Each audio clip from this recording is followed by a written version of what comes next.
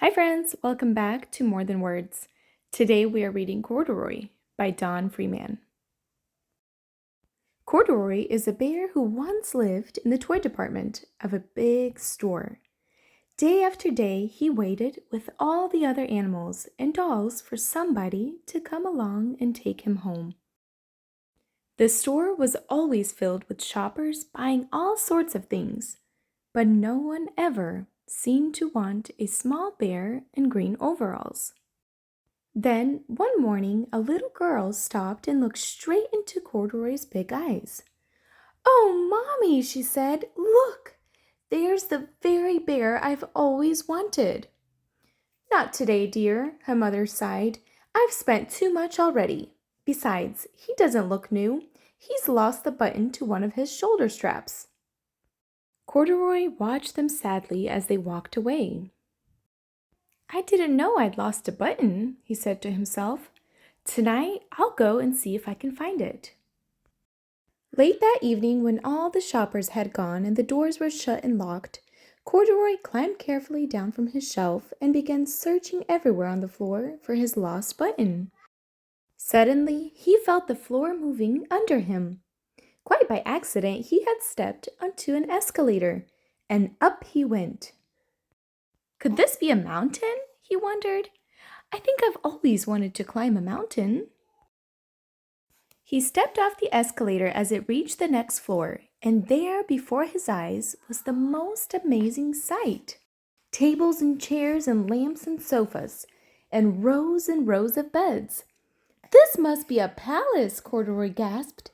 "I guess I've always wanted to live in a palace."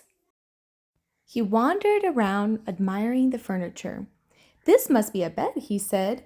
"I've always wanted to sleep in a bed." And up he crawled into a large, thick mattress.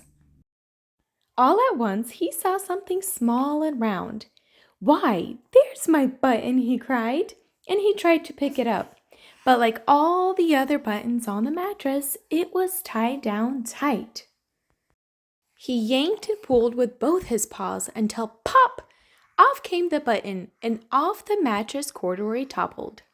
Bang! Into a tall floor lamp. Over it fell with a crash. Corduroy didn't know it, but there was someone else awake in the store. The night watchman was going his rounds on the floor above. When he heard the crash, he came dashing down the escalator.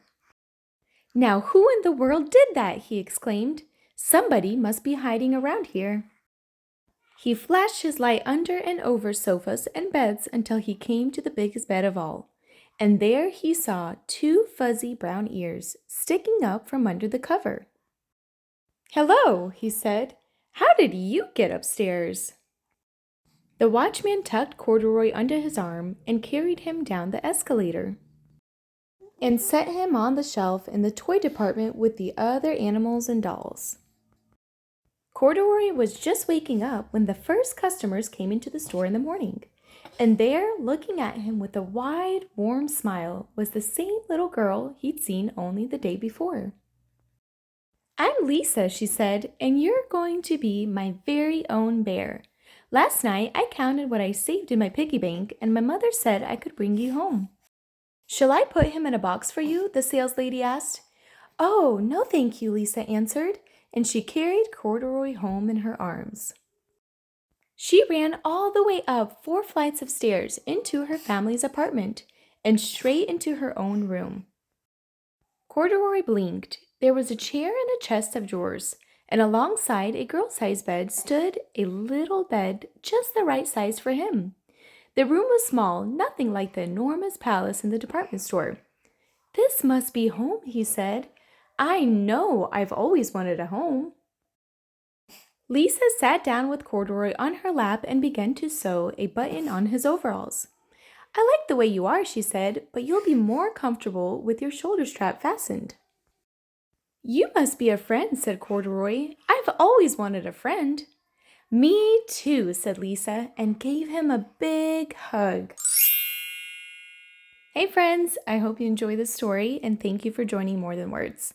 Please give us a big like and subscribe to not miss out on any new stories.